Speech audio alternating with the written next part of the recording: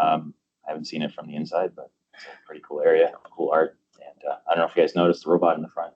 I'd recommend you say hi to him. He might come back and take us over eventually. But my name is Andrew Amaro. I'm the CHSO, which kind of trying that title out. It's Chief Holistic Security Officer of Clavin Security. And the idea with it is more of Clavin's idea is looking at security holistically. And that is not just siloing cyber or siloing physical or saying we're going to specialize in something else. It's more of putting everything together. So looking at what your actual threats are and then applying the right controls and things in place to make you actually more secure. I started off my career in actually in the military for a short stint. I was with General Dynamics for a little while. They're a big defense contractor here in Ottawa as well. And then I went with CSIS. That's the Canadian Security Intelligence Service, where I did operational technology. So I was in the, what you call it, more physical security or the close access, and then moved over to the cyber side, which was more remote access. And the operational kind of stuff, I'll mention it as we go along the presentation. After that, I decided to go out and join a few startups for cybersecurity. Realized that there was a bit of a gap. Again, the industry is really siloing itself into I only do this, I only do that, and there was no one really looking out for the clients and saying, what do you actually need to put in place, and putting those modules together to actually make you more secure. And that's where Clavin came from. I'm based out of Ottawa, but I do have clients globally. Keep it that way. I'm trying to grow out to Europe a little bit more. Clients field in Europe is quite interesting. Privacy's always been driven there, so it's pretty neat.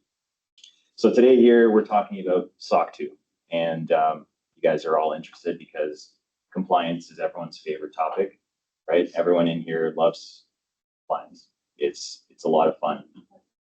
Obviously, that's not true, and it's really one of the things where why is anyone making me go through this, and why do they want to torture me? And as a startup, you have a lot better things to do, like, create business, tend to your clients, and nurture those relationships. And then along comes a client or someone else, insurance maybe, says you need to have this thing called SOC 2. And going, well, say a bad dad joke about socks, but I'm going to leave it alone. It's tempting. But about SOC 2, and you're like, what's the SOC 2 thing? So SOC 2, if you've read about SOC 2 or looked at it, obviously you're here because something's brought you here, either a personal interest, which I kind of doubt, but it's more of, a client, or you've seen that industry's moving towards this type of attestation or certification. Some people call it certification, but regardless, the idea with a SOC 2 is really that the need for it is more really comes from clients or some other benefits. So let's say insurance will say, in order for us to cover you for cyber liability insurance, which comes in pretty handy if you have some sort of ransomware attack, something like that, they'll ask you to have something like this. Some companies won't ask you to have something as involved, but they'll ask you for something like this. But the biggest driver I've seen most clients is that other clients that are using their services will say, we need some sort of assurance from you that you have the right security measures in place, the right confidentiality, privacy controls in place.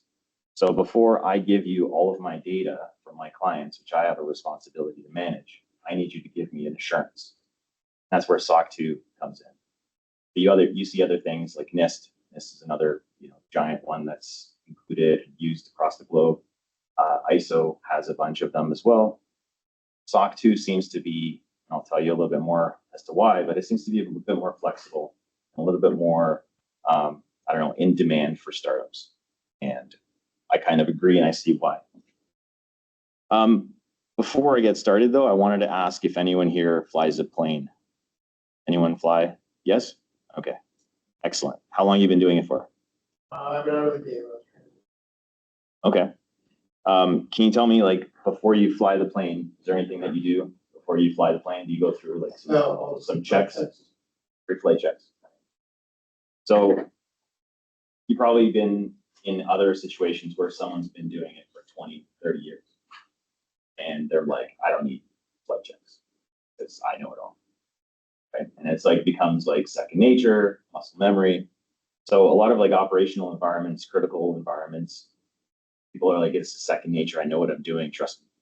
But as a human, things happen, stress and fatigue and whatever. So these pre-flight checks, and correct me if I'm wrong, but the idea with those types of things, and I'm speaking more on the operational side, because we also had those before we launched an operation. We would dry run, we would check our kits, we would do all types of checks. The idea there is that you know what you're doing, but you need something to double check that you're not going to miss anything. And I mentioned checklists because I don't want compliance to be just something you check off, but it also is something to make sure that you cover all the bases. So on the operational side and really compliance, I looked at it just like a lot of other people did, was it's a pain. I don't want to do it. Why are these people telling me what to do with my own business? Reality it's nice to have kind of a blueprint, kind of something that covers all angles, even though it might not be applicable to you. If it does become applicable to you, at least it's covered. And that's what a lot of these frameworks are. And I kind of want people to look at them as a very nice, helpful guide into doing your business, right? And it covers not only security, but it covers everything else on how to manage your data, how to do accounting, to do anything that's with privacy, and it covers a lot.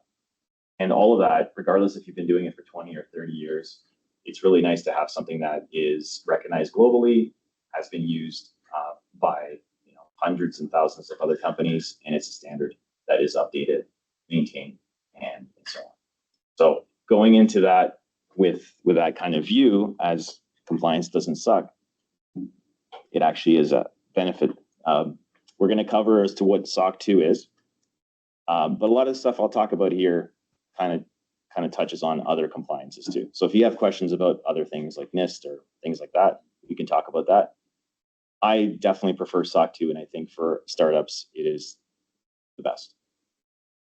So I'll go over the benefits, some options on SOC 2. So if you talk to a variety of different vendors about SOC 2, they'll tell you there's 50,000 different ways of doing it.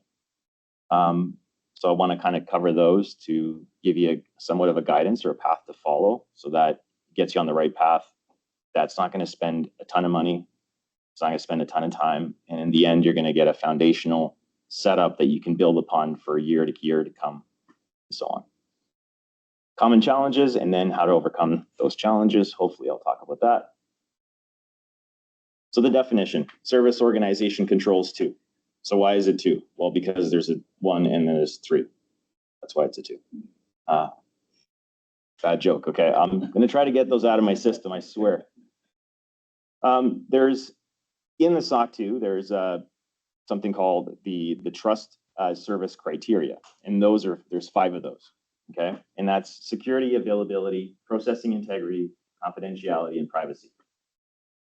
And then there's the idea of a SOC 2 audit. So what I typically do is I do a SOC 2 preparedness, almost a kind of a coaching, a guidance, collecting evidence, helping you out to implement any of the controls that need to be put in place. Because as you go through some of these frameworks, the one negative thing is that a lot of them are left up to interpretation, and it's kind of hard to understand exactly what they're asking for. They're not going to tell you, we want a control that monitors the network, that gives us logs for every activity that's on there. Well, I can just call up a vendor that gives me an EDR, an endpoint detection system, and then just implement that tool, and that covers that control. So those are the types of things. So the audit has to be done by someone that's a third party, and they're usually a CPA, which is interesting. I don't know if anyone thought that was interesting. I do. This one here, relevant for startups. There's a few different reasons, and I talked about this at the beginning. So usually it could be because you're trying to get insurance, which is required for a SOC 2. So you need a SOC 2 to get insurance. It's kind of interesting. The other thing is that clients are asking you, big clients that want to sign on with you for the service, but they're asking for some sort of assurance. Now, they might not be super specific as to what assurance that you want to give them. So they might accept, let's say, ISO 27001. They might accept some sort of NIST. They might accept SOC 2. So they'll leave it up to you. So then on your side, you're kind of like, well, if I'm investing money into compliance, which one will actually be more marketable? Something that will actually attract and is more recognized. The SOC 2 is actually becoming it's very well recognized in North America, but it's also becoming very well recognized in Europe as well. So that kind of opens up opportunities for startups to grow their business globally as well, to have something that's recognizable. Competitive advantage, a lot of software companies that I've dealt with in the past, very smart, intelligent people, have everything in place except they don't think they need to provide any assurances. We know what we're doing. Don't worry about it. Well, try to translate that into something that you can give a client and say, don't worry about it. We got it. Well, you need something like a SOC 2, something that is, again, standardized across the board. And that's really what the benefits are. It's recognized. It's something that could be repeatable, something that could be exchanged with other partners, so third-party processors and things like that. So technically not clients, but partners as you do the business. The long-term growth and scalability, it's quite important for startups. You can start off with 6 people and then you grow to 60 quite quickly. If you start off doing a SOC 2 type 1 or a SOC 2 type 2, which would be impressive, but the type 1, you have a foundation that you can build upon and scale it quickly from 6 to 60 people. So it's a matter of just grabbing more licenses for whatever tools you're using for the controls, which is pretty nice. Again, I talked about global reach, and this is quite important. So Europe, hi there. Europe has tried pretty hard to put in place a bunch of different regulations. They don't technically recognize some regulations that are specific to certain countries. So across Europe tried to do it for every country in Europe to come up with stuff that's standardized. And I think that's the biggest problem, is having something that's standard. So SOC 2 is a global standardized framework that is recognized and is understood across the board. And I think that will definitely help over other ones. Now, ISO, I bring that up again because it is fairly recognized and used to be asked all the time when you did any business in Europe. Now we're seeing switches over to SOC 2, mostly because companies are going after SOC 2 and ISO at the same time. Really, because there's a lot of overlap and benefits to have that. SOC 2 is quite easy to deploy at the beginning. So doesn't mean anything right now. Is type 1, for example, is quite easy to do. It's one of those where it can be a building block, a starting point for you to get things in place, be it budget, be it resources, be it timelines, prove that you're on your way to give assurances to your clients saying, we are on the right track to get a SOC 2, to get a compliance, getting things in place. And then it's the most dynamic and flexible one for sure.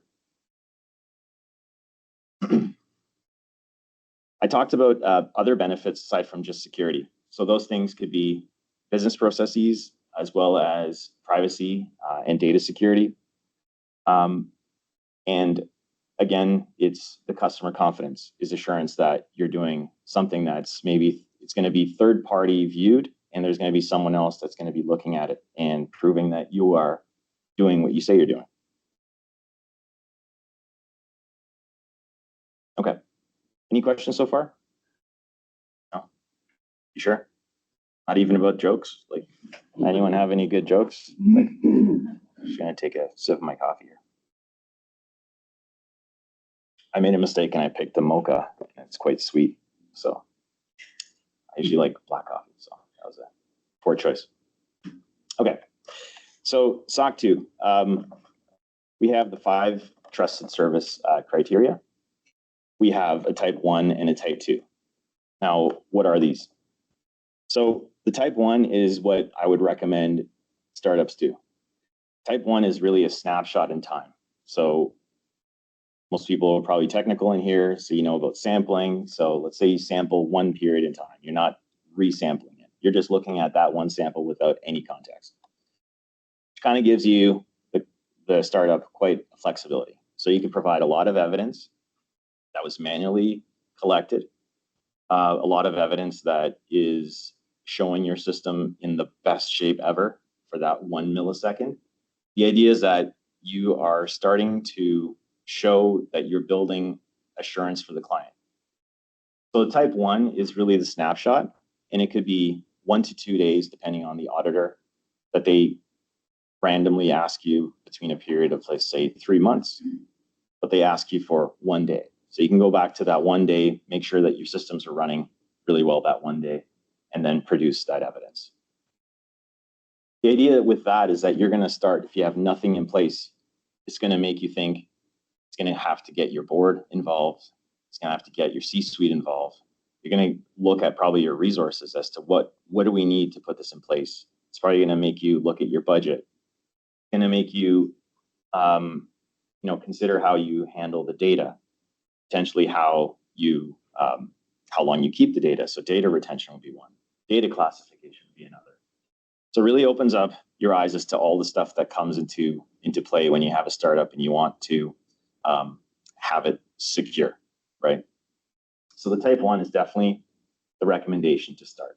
Now, people will say you can go straight to type 2 and there's nothing stopping you.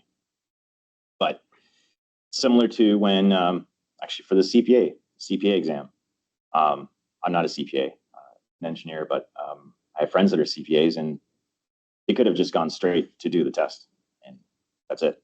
But it's just like scored it, just gotten the CPA. But it's quite difficult to do that. You probably fail the first time you do it. The idea behind is that you're doing some work, getting prepared, understanding what it's all about, and then you go for the attestation, the real attestation, which would be the type 2. The type 2 is obviously a lot more involved. And we'll see in the next slide, I think, about the different periods, observation periods. So here's something about an observation period. It could be 3, 6, or 12 months. So if you are a very mature organization, you're very confident that all of your controls are automated, you have everything in place, it's been running great. Let's say 2, 3 years, you might be able to do a type 2 for 1 year observation period. And this means that the auditors will pick, let's say, 25 to 35 days out of the entire year, and that's the entire observation period. They'll want to sample a larger chunk. That means for those 25 to 35 days, everything has to run as you says it runs. But you can also do with the type 2 is that you can do, let's say, a type 1, and then do type 1 again. And then if you're really confident that you've done type 1, you go to type 2 for 3 months, then you can do it again for 6 months and gradually go up. So there's nothing stopping you from doing that. Again, it all changes on the demands of the clients. So the clients say, no, next type 2, I want to see a 6-month observation period. So that might change things. Technically, there's nothing wrong with doing that. That's why it gives you that flexibility and it allows you to build it up. So it allows you to do that modularized build up of the foundation. The best option for organizations that are small and big that never gone through this will always be a type 1. If you really want to stress out and have to hire a few people, then you can try for a type 2. But I always recommend almost like the type 1 is kind of a preparedness exercise, like how ready are we? It's a sampling. And that's what I would do. Now I talk about the 5 TSC and ISO 27001 with a question mark. I didn't think I knew what that was at the time. That's why the question mark's there. But the 5 trusted service criteria, like I said before, for a type 1 or a type 2, you actually don't have to do them all. Right? And so if you look at this and you say, oh, that's a lot of controls that I need to put in place. There's like the trusted service criteria. There's like 5 and it's huge, hundreds, thousands. But you can actually split them up. You can say, like the most common one is going after security, confidentiality, and availability. So a lot of SaaS companies go after those 3. Why? Because there's a lot of overlap. Clients are typically asking for security assurances, and they also want to know that your service is going to be available all the time. So they want to make sure that you have everything in place that ensures that they're going to get those 3 things. So you can go after all 5 eventually, but you can also go after only security. You can go after security and confidentiality. The only one that's required all the time is security. So that's the base minimum one. Quick question on Yeah. that. So you're talking about or you're promoting your compliance, and you're only compliant for 1, 2, or 3 of those 5. Are you stating that, saying I'm SOC 2 type 1, 3 of 5 compliant? Like what words? Yeah. What's the realm of you're compliant and you're kind of but not quite compliant? Where does the certification actually start? Say I am SOC 2 compliant. 1 That's of it. those 5? Yeah, it's a good question. 3 or So, and this is up to, let's say, if you're asking someone else's assurance, so you're asking them, are you compliant? They say, yes, I'm SOC 2 compliant. And then you're like, well, can I see the report? And the report will say it's a type 1, and it might just be security. Mhm. So right off the bat, you're like, okay, they're only complying with security, and then the rest might be coming down the pipes. And this is where you could say, you could have been more transparent and said that we're SOC 2 compliant, but we're limited. And our plan is to down the road build it up. Right. We're going to continue building this, but we wanted to tackle security first, Yeah. and we're already in the process of going, for the rest. Right. So it starts at 1 of those 5, and then Security is the must. Yeah. Yeah, just curious. And it's whatever some companies, for example, don't have very much sensitive data, for example. So privacy might not be the focus. Mhm. So availability might not even be critical. The critical access of the service might not be there. So they might not need availability. So it also depends on how relevant it is to each company. Right. But yeah, that's a good point, because a lot of companies say, I'm SOC 2 compliant. So it's like, Right. Yeah, definitely. It's not yeah. So like a flat. It's not a sentence describing their SOC 2 compliance. It's the No. logo on their website. correct. So So qualify with that. yeah, no, that is so you get the logo if you have one of these. So just by seeing the logo, it doesn't mean you have them all. Right. So it's more of like checking and asking some more questions.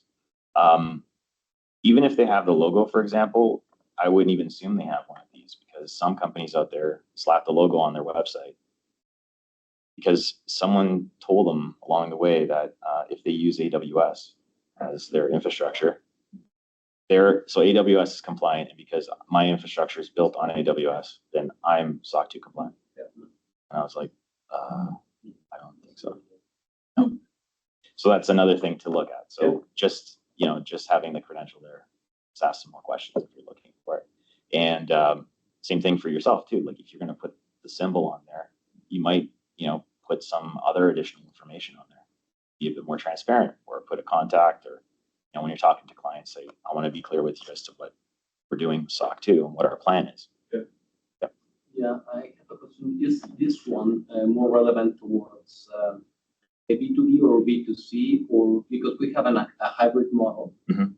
in which we have B2C and we have B2B. How does it translate from one to the other? Can we apply, for example, the B2B that we might have on SOC 2 compliance? Can we actually permeate that into our B2C? I would say so. But again, it's all with what they're asking for, right? Yeah. So I would say once your clients or other organizations start asking for the exact same thing, then I would say sure. But it all depends it would be applicable to anyone, because it's showing that assurances on how you handle data, privacy, and security. So it definitely works. Because let's say if you have a service like a SaaS company that's going after enterprise clients or other organizations, this is a service you use within the company, then they're going to be making sure that the service they're using for themselves, so they're the end user, they're going to be assured that everything's legit. But they could also be integrating you as part of, let's say, a third-party processor or provider for them to give that service to the clients. So they want to make sure on behalf of the client that everything's good, and they're assuring that everything's good all the way through. That bears out a lot, because we have a couple of clients, good clients that are actually plugging in other clients that are larger players as Right. well. Yeah. Yeah, so this would definitely be, it would definitely work. It's one that a lot of organizations, let's say, again, it depends as to where you're doing business. If you're doing mostly North America, then I would say this speaks volumes. If you're going over to Europe, you might want to consider doing the combination, which I'll talk next there. But yes, yeah.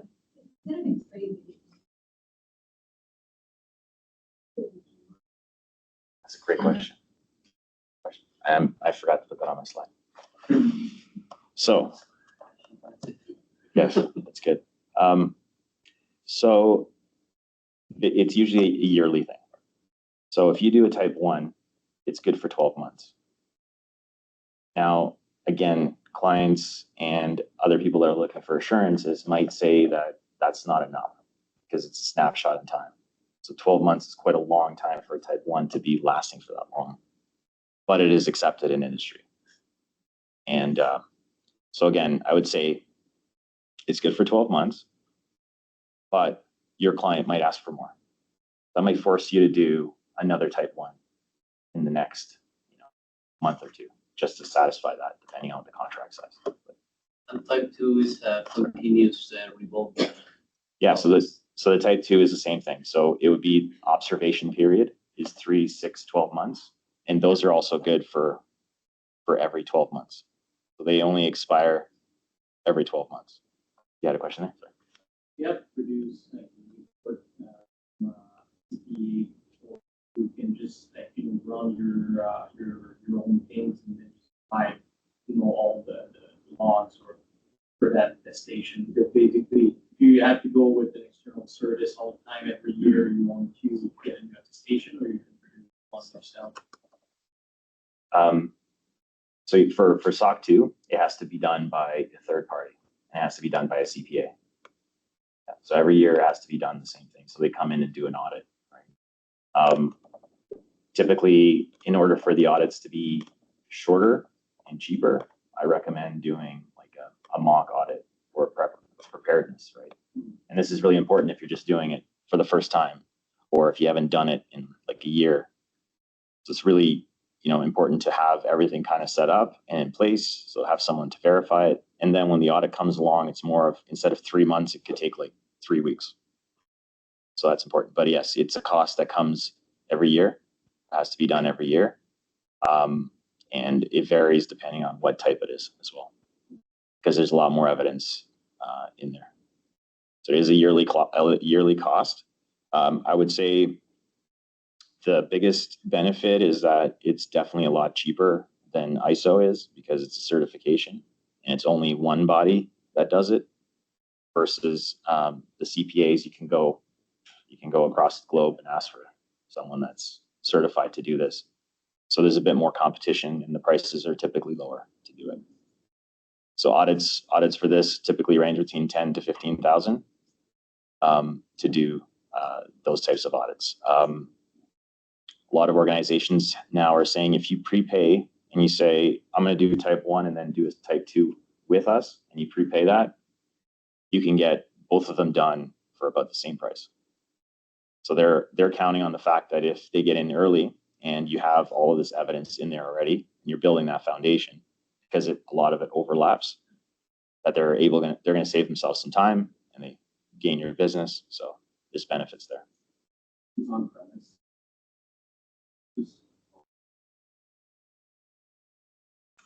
So it varies. So if you're a company that's fully remote, it'll be fully remote. You'll load up the evidence. You'll have meetings with the auditors like on a weekly basis, or sometimes more than a week, once a week.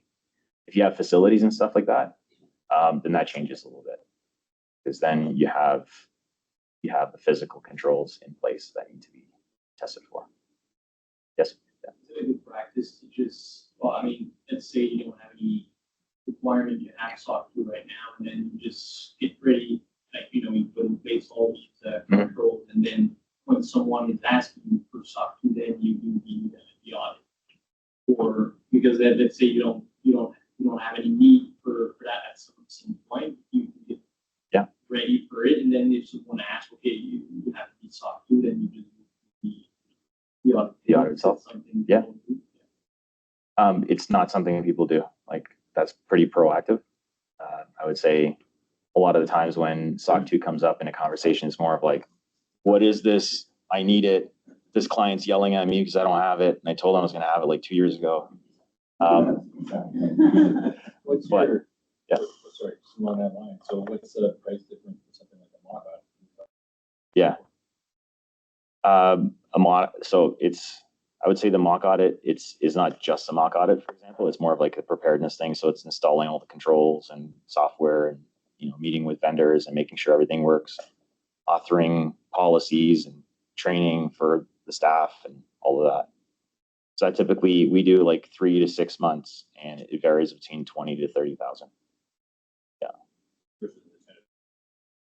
for the audit. Yeah, for the stamp. So what they're doing is they're looking through the evidence and making sure it works. They do like quality assurance too. They make sure that, let me go look at your logs from GitHub and make sure that you didn't doctor this and make it look like you have a software development lifecycle. In fact, you don't.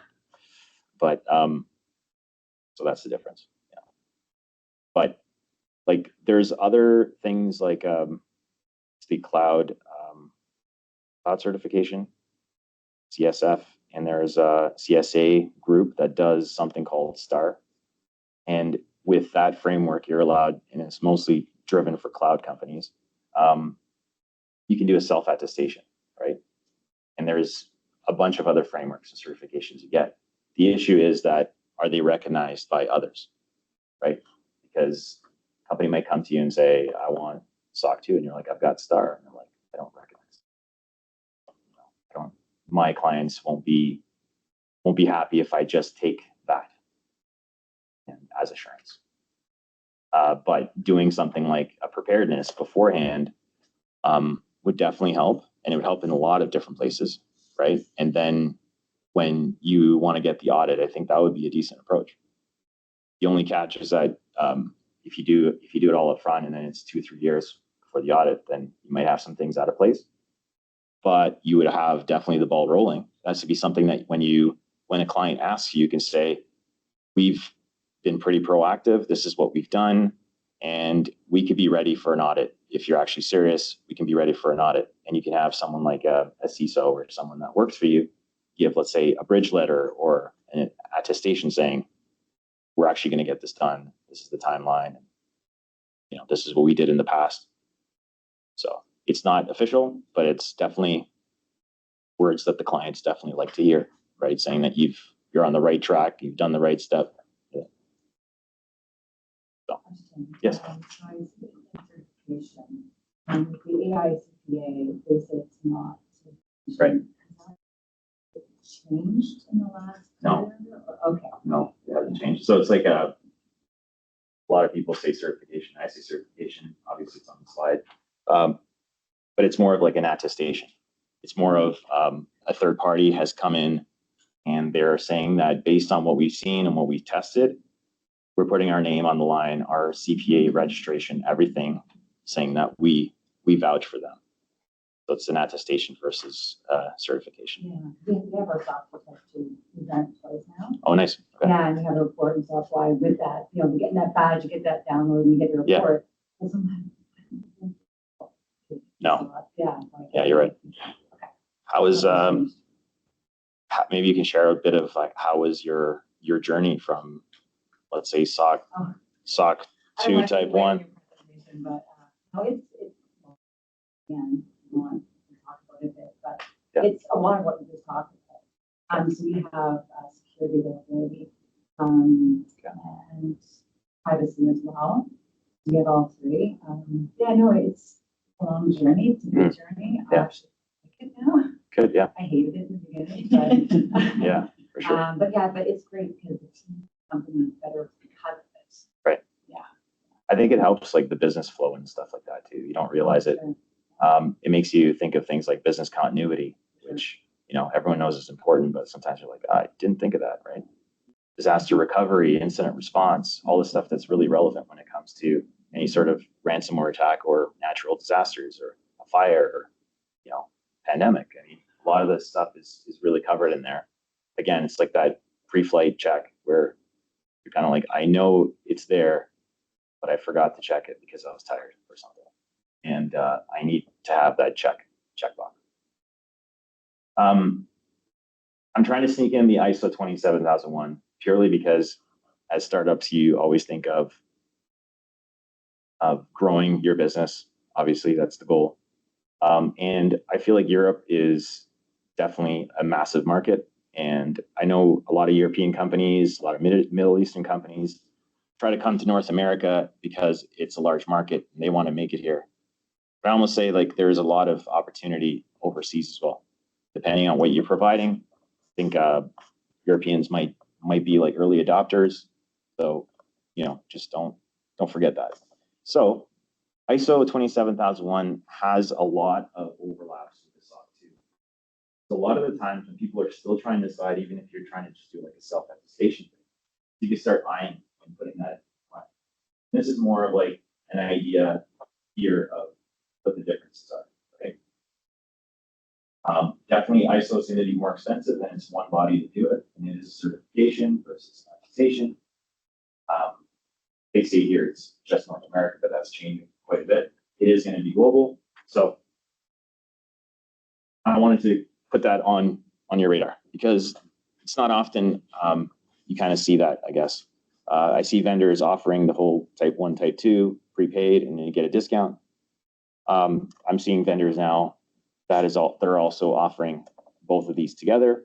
And again, because it's at the beginning, it's easier to do it all versus having to go back and kind of patch and fill in the holes. So this goes for not just ISO. If you see let's say another type of framework that's out there that some of your clients have asked or in your specific industry is very relevant, think about how it overlaps. So do maybe a mapping of the controls and see what kind of overlaps and what's common in both of them. You'll be surprised a lot of them have a lot in common. The differences between the frameworks is that they have like a different focus. So they might be a lot more detailed in certain areas than others. And that's quite it.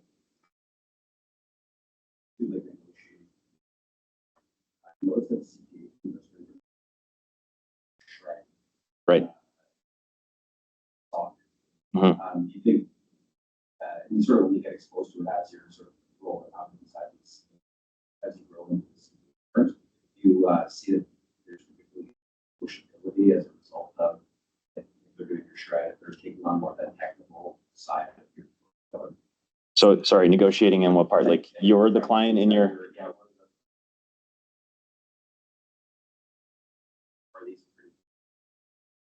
I think there's some of them do like a bulk package. Yeah, if that's what you're asking. Sorry, maybe I'm misunderstanding. Yeah, if you're going to go after let's say Shred or Star or SOC and ISO, and they do both, they might even suggest it to you. And if they don't suggest it to you, they might say, well, if we're already doing this, there might be a deal that we can do because it saves them on the quality assurance, viewing the evidence. It's all similar evidence. So yeah, so there would be definitely a price reduction there.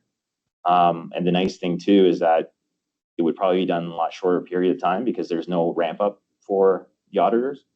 They already did the initial discovery for SOC. So to do SOC and ISO, the discovery is the same. So yeah, there's definitely some of that. So you could ask when you're speaking to the auditors. I have about 5 auditing companies that I work with. And so from time to time, I'll ask if there's any packages that they're giving. And so I'll usually ask that and then present them to the clients. So I try to do a bit of that to save the clients time in the sense of shopping around. But obviously clients are open to look elsewhere too. But the beauty of it is that, they've done the service. I have like sample reports and things like that people can look at. But yeah, there's definitely room for negotiation for sure. So the biggest challenges, I don't know if we're doing for time here. We're okay. Yes. Yeah. Okay. So biggest challenges. I find the biggest challenge with any sort of compliance is that and I'll bring in actually Drata this time because we'll talk about that, is people kind of underestimate the amount of time and resources it takes to do this. It looks super simple because you're looking at an Excel sheet or a program saying, you need to show me that you are that you have a firewall in place. So you're like, screen capture, done. Then you're like, let me look at another one. Yeah, that's simple. Let me do that. We'll try to do that 1,000 times, and then you're kind of like, this isn't as easy as I thought, and it's super boring, and I'd rather be doing some coding instead. So I'm gonna put it aside for now, and then a bunch of fires, startups, you're doing everything, so a bunch of fires happen, and then you kind of like never get back to it. And I see that all the time. And I see that on top of that, it's like underestimating the amount of resources that it takes to do that. I see organizations investing quite a lot of money into GRC platforms such as Vanta, OneTrust, which used to be Tugboat, and then Drata as well. So these are great platforms, but a lot of them I try to tell them, be upfront with clients and tell them that there's 25 to 50 hours that clients need to put in place in order to use these platforms properly. The platforms aren't just going to give you certification. And some of them out there, I don't think that the ones that I mentioned are saying that, but other ones out there pretty much say, get our platform, you get SOC 2. It's like, that doesn't really work. So the idea with those is that they're really good once you've got the ball rolling. Let's say you've already gone through SOC 2 type 2 once, that platform probably helps you quite a bit. If you're going for it again and again, the platform keeps track of everything. It's much easier. But to populate that platform, get it all organized, understanding the scope, limiting the scope, all of that doesn't do it itself. So that's the only cautionary thing I say. It's not, they have definitely a place for them and they are helpful, but right at the beginning. So there's like a case study I'm going to talk about after, or just a story about a client that did something similar. The complexity of implementation, I think, really comes down to if you've never done it before, if you're looking at some of these controls and the definition of these controls, you might think it's a lot more complicated than it actually is. So doing it once or twice before, you're kind of like, I know what passes this gate. So I just need to put this tool in place and run it this way, configure it that way, and it's done. So I think the complexity of implementation comes from, and they do it on purpose because they don't want to lock you into specific tools or specific ways of doing it. So if you're going to log and maintain your logs, there's many ways of doing it, and they don't want to tell you. But as they leave it so general, they kind of make it more complicated because then you're like, what do you mean by this? Maintaining continuous compliance, and with the type 2, it's something that is constantly happening. So there's constant checkpoints, constant evidence that should be checked.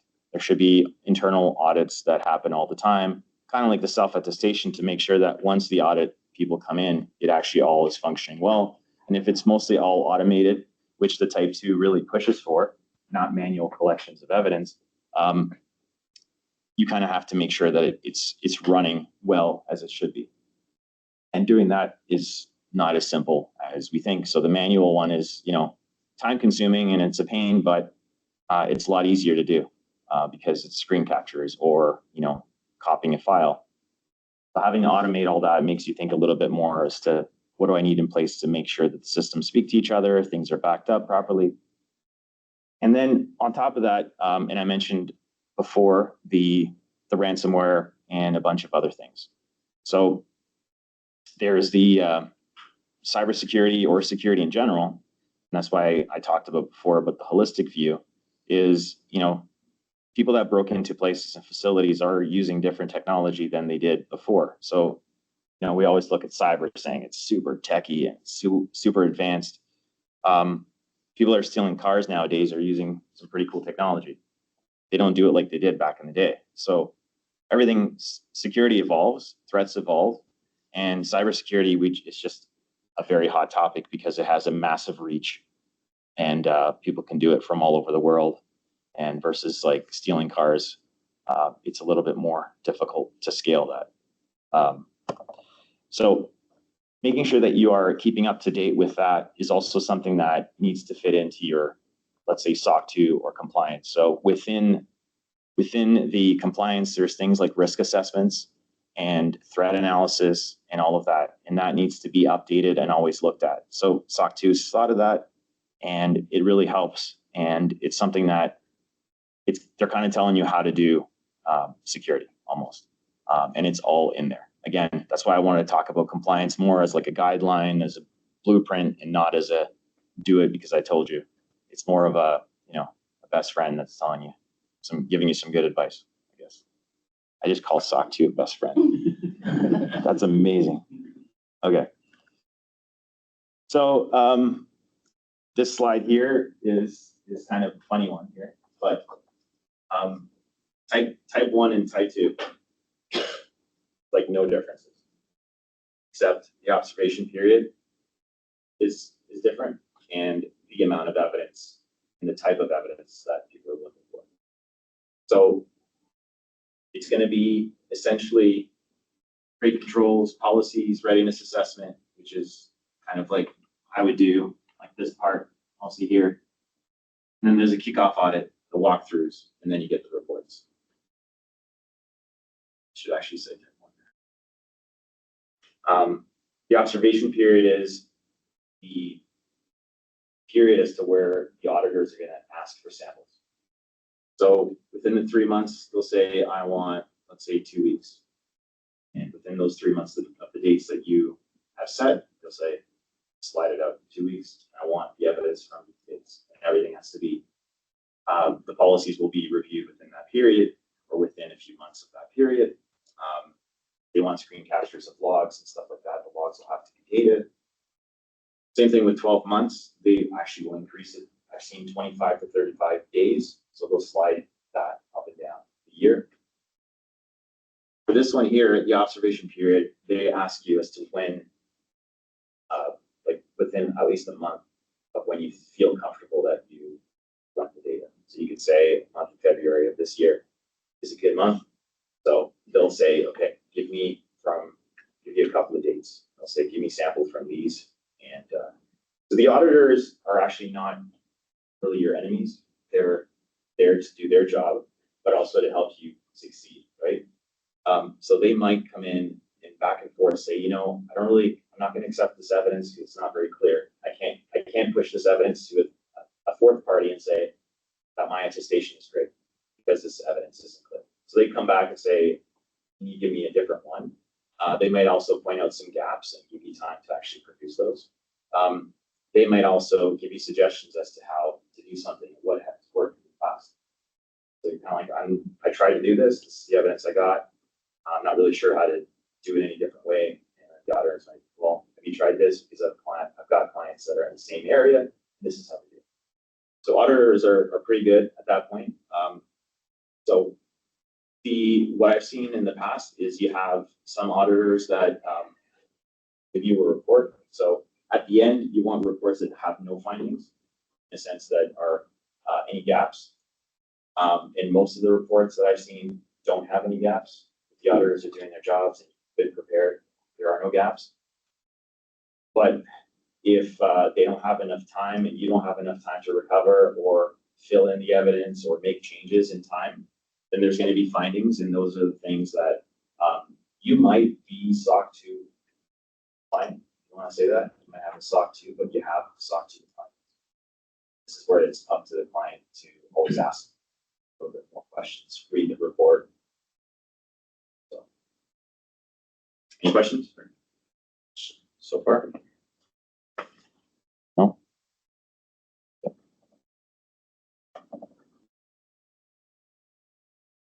I think I covered a little bit of this already.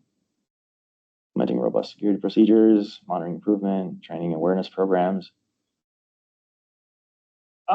The only thing I would say that I want to highlight from this slide is more of like the dedicated resource. So be it internal or external. So if you're going to get someone on your team to do this, not only is it going to be a full-time job if you're actually trying to hit a timeline or a date to finish it, but you also need to communicate to the entire organization that this is actually of priority, because that one person or two people won't be able to do it on their own. They're going to have to knock on people's doors and get information from them.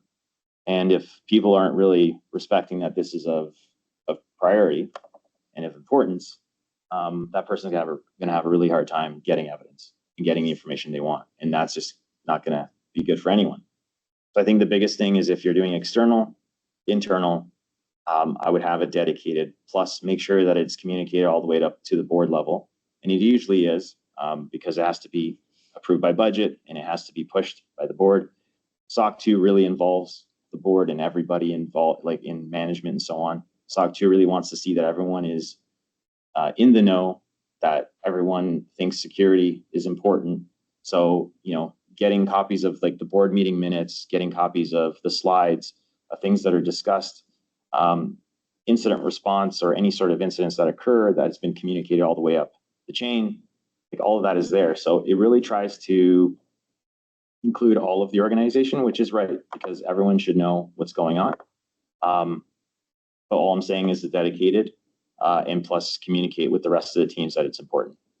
Even if there's firefighting, which it always happens, but there has to be 1 or 2 hours that's dedicated to getting that information. And it might not seem like a big deal, but I think that's super important. And I've done a SOC 2 type 1 in a month and a half, and usually takes about 3.5, 4 months. And it was mostly because everyone's like, I don't care what fires are happening. Let's get this done. Either our giant client's going to walk if we don't have it. So.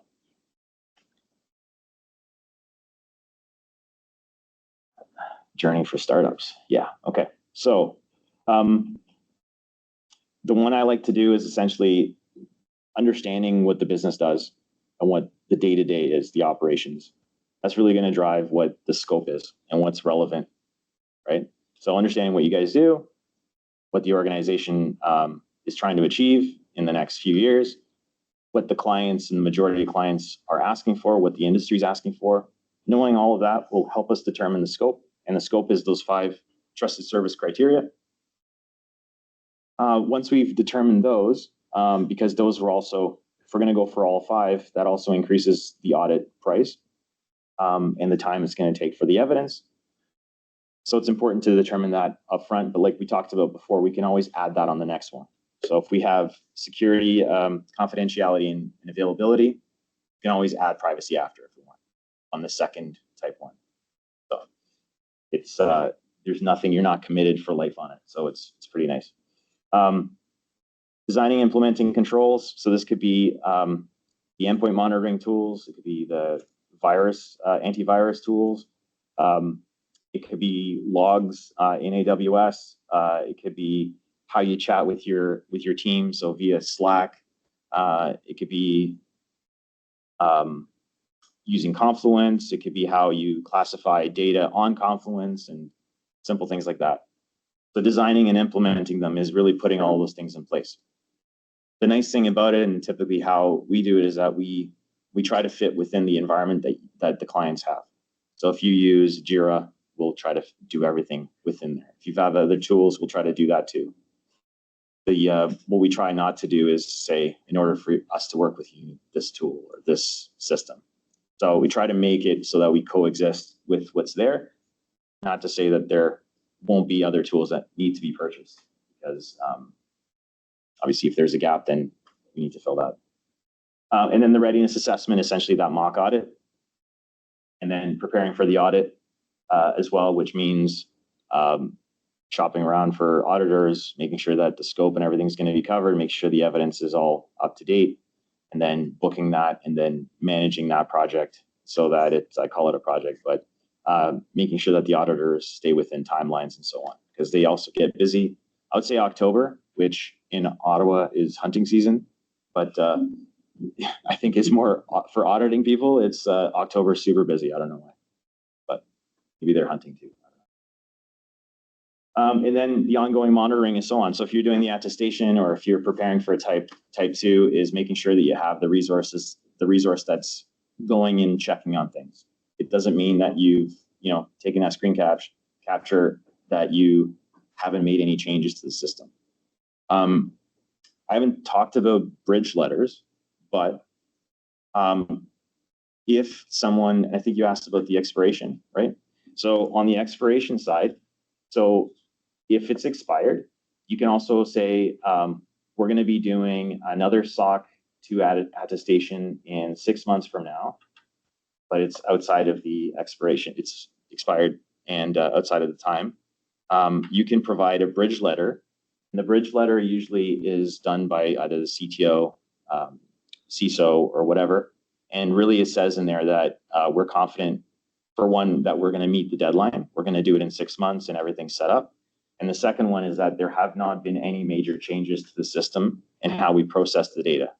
And that's really important because the biggest thing is that if you haven't done the SOC 2 audit and it's expired, that's fine.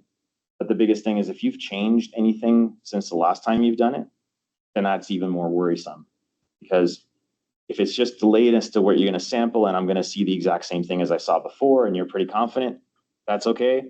But if you've made major changes to your infrastructure and how you do things, that means that it's almost like we want a brand new audit because it's not the same organization anymore. So bridge letters are important. Again, clients, most of them accept it and it buys you a bit more time.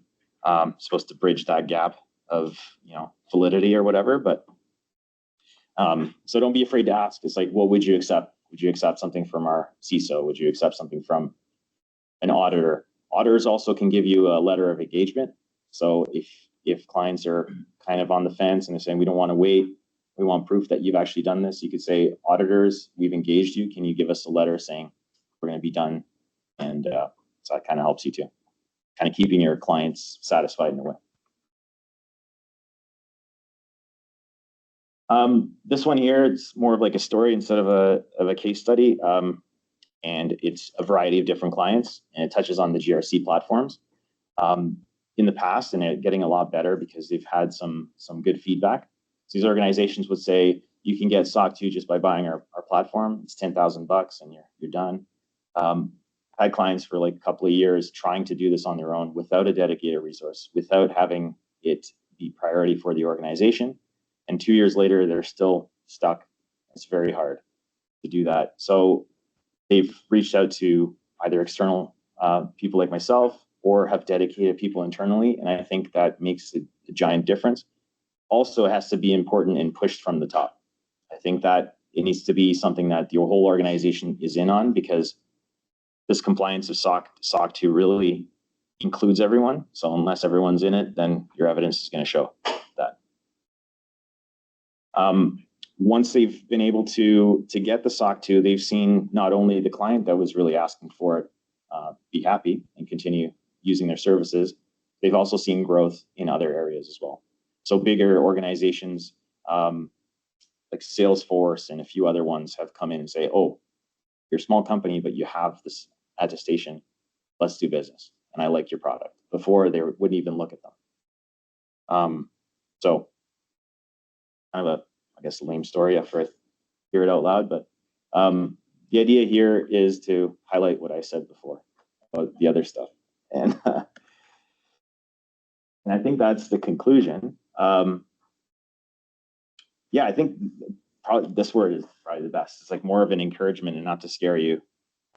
If you go online and you start looking up SOC 2, man, you want a headache, you're going to get one. It's brutal. Even like, someone that does it, it's like, wow, there's so many ways you can go down the wrong path. So hopefully this gives you an idea of some like keywords to look for when you're talking to someone else about SOC 2. Maybe gives you an idea as to if you want to, dip your toe. I would say the type 1 is probably the best way to do it. But I would say the biggest thing is to encourage you to look at it as a positive versus something that you just have to do. I don't know about you, but like you wear many, many hats as a startup. Everyone does.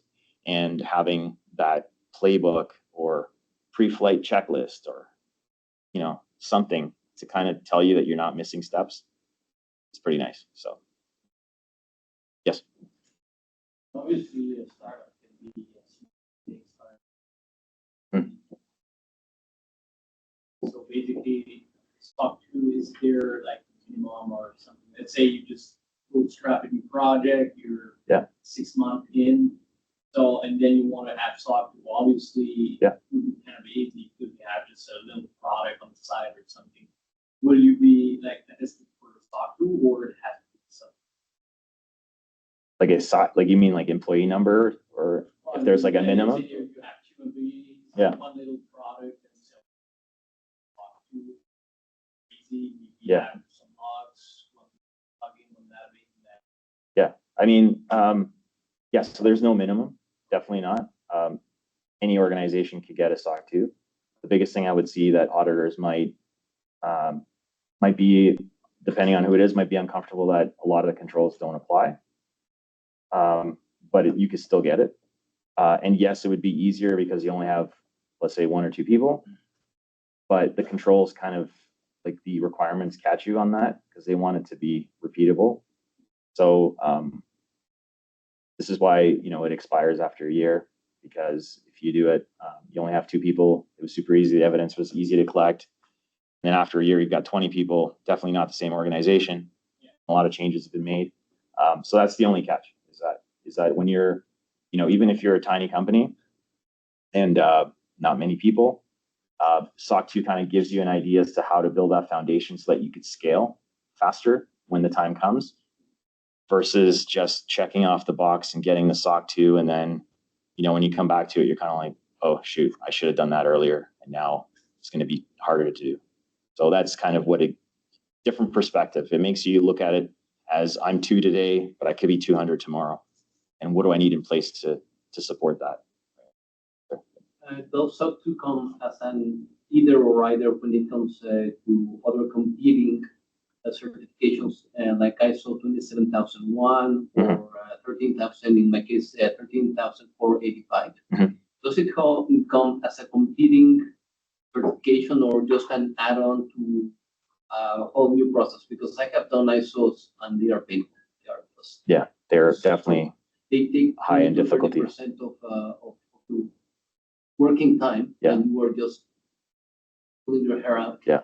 And you are saying, I could be doing this. I need to fix this database. I need to fix my manufacturing line. I need to do this. Mhm. How much work does it add on top of what you already have on a day-to-day basis? For SOC 2, you mean? Yeah. So it's definitely, I think on the last slide, it was like the difficulty level was ISOs can be very difficult, and then SOC 2 would be a medium. How much it adds, depending on the timeline and when you want to do this for.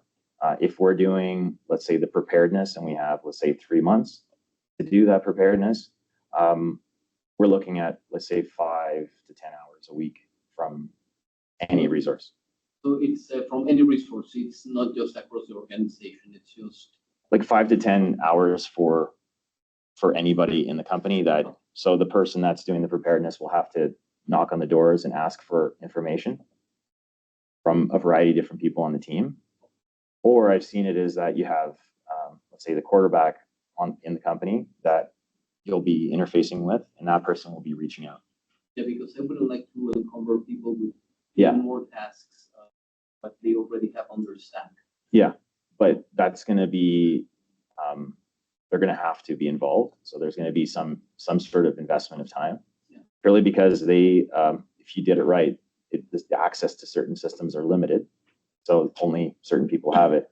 So when you're asking for evidence, it's not like I can just go in and grab it.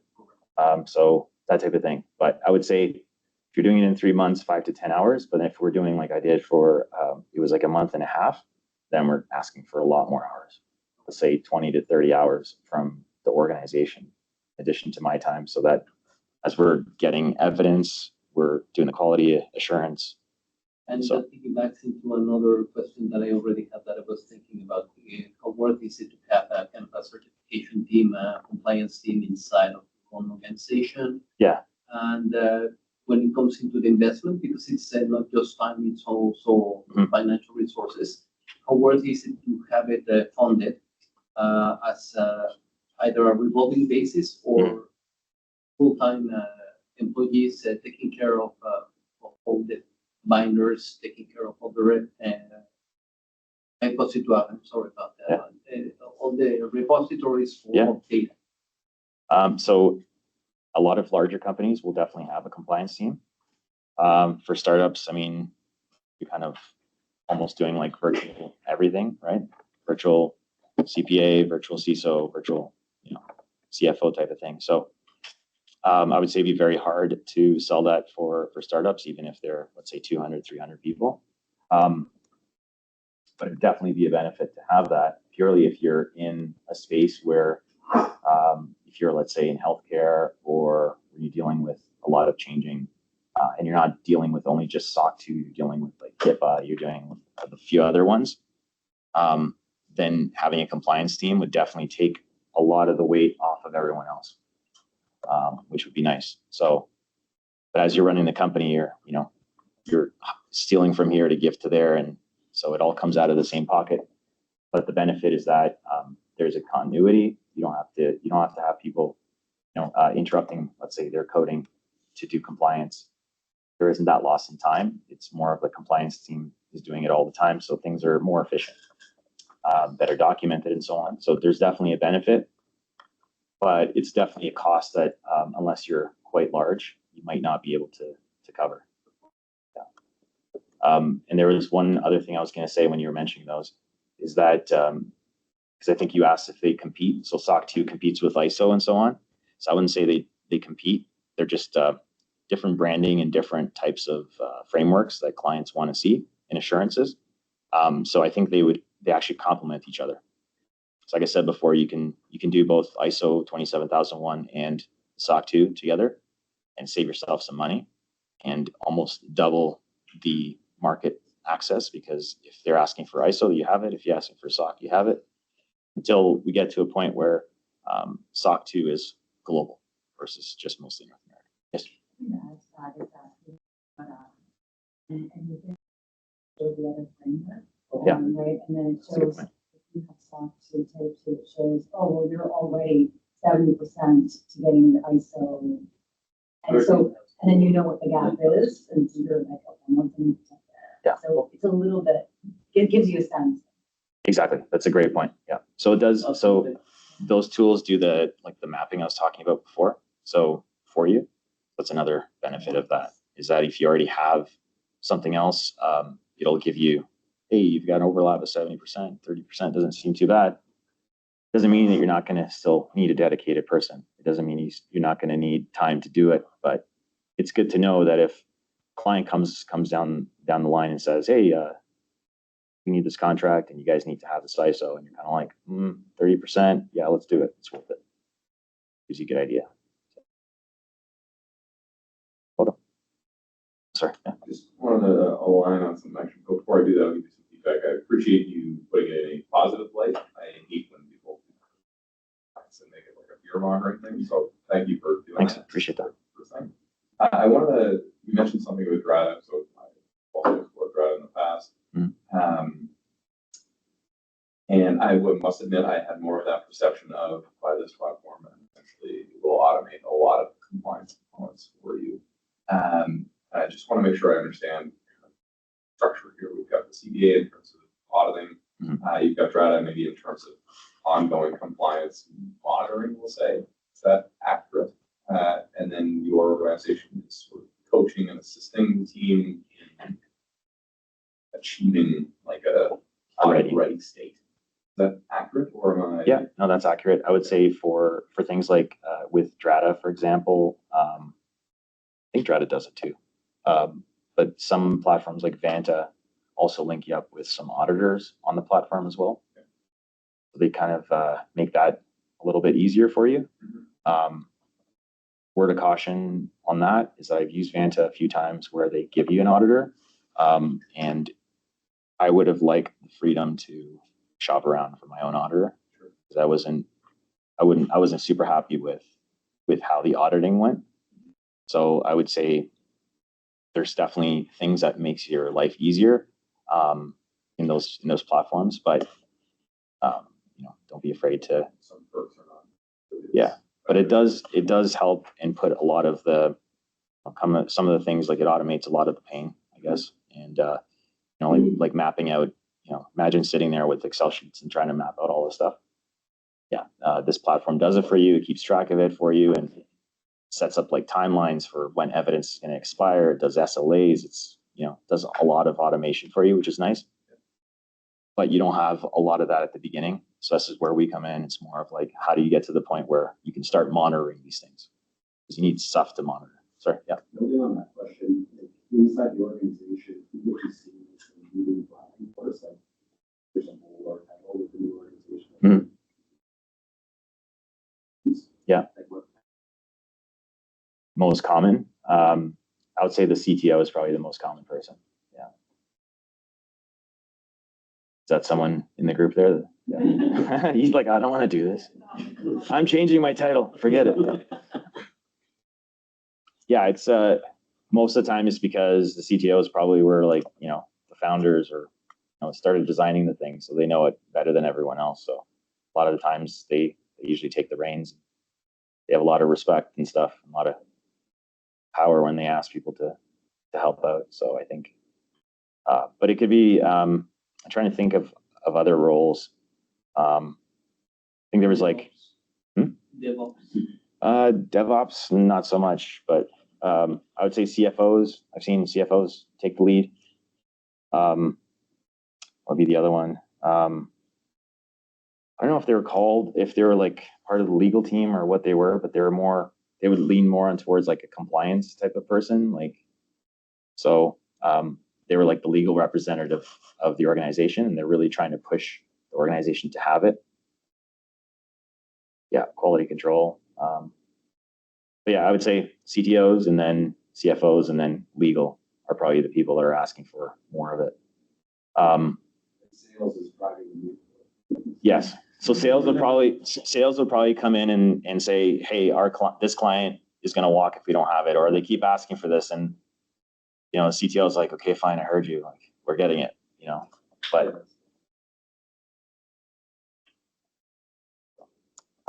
any other questions or any big plans for the weekend? Work? That's good. That's good plans. Getting SOC 2 for the weekend? Damn, I'd like to go to that party. It's like SOC 2 on the Saturday and Sunday. We're gonna do it in 2 days. That'd be amazing. All right. Thank you.